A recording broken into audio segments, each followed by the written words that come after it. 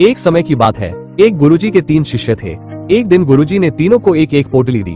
उन पोटलियों में कुछ दाल के दाने थे। गुरुजी ने कहा, इन दानों को संभाल कर रखना। ठीक 1 साल बाद मुझसे आकर मिलना और बताना कि तुमने इनका क्या किया।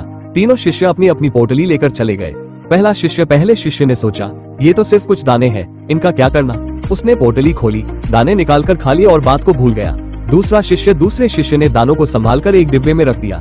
उसने सोचा कि गुरुजी की चीज है, इसलिए सुरक्षित रहनी चाहिए। 1 साल तक दाने वैसे ही पड़े रहे। तीसरे शिष्य ने उन दानों को खेत में बो दिया। वो रोज उनकी देखभाल करता, पानी देता और मेहनत करता रहा। कुछ महीनों बाद उन दानों से फसल उगाई। फसल से और दाने मिले। उसने उन्हें फिर बोया। 1 साल बाद उसके पास दाल के कई बोरे तैयार हो चुके थे। 1 साल बाद तीनों शिष्य गुरुजी के पास पहुंचे। पहले शिष्य ने शर्माते हुए कहा, गुरुजी, मैंने दाने खा लिए।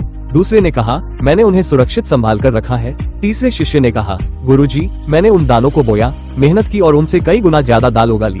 गुरुजी मुस्कुराए और बोले, ज्ञान भी इन दानों की तरह होता है, जो उसे सिर्फ सुनकर भूल जाता है। वो पहले शिष्य जैसा है, जो उसे सिर्फ संभाल कर रखता है। वो दूसरे शिष्य जैसा है, लेकिन जो ज्ञान को अपने जीवन में उतारकर मेहनत करता है, वही जीवन में आगे बढ़ता है। सीख हमारे साथ भी यही होता है। एक ही क्लास में शिक्षक सभी बच्चों को समान रूप से पढ़ाते हैं, फिर भी हर बच्चा टॉपर नहीं बनता। फर्क इस बात से पड़ता है कि हम अपनी बुद्धि का उपयोग कैसे करते हैं, सीख को जीवन में कितना अपनाते हैं और लगातार सीखने की जिज्ञासा बनाए रखते हैं। जो सीखता रहता है, वही जीवन में आगे बढ़ता है।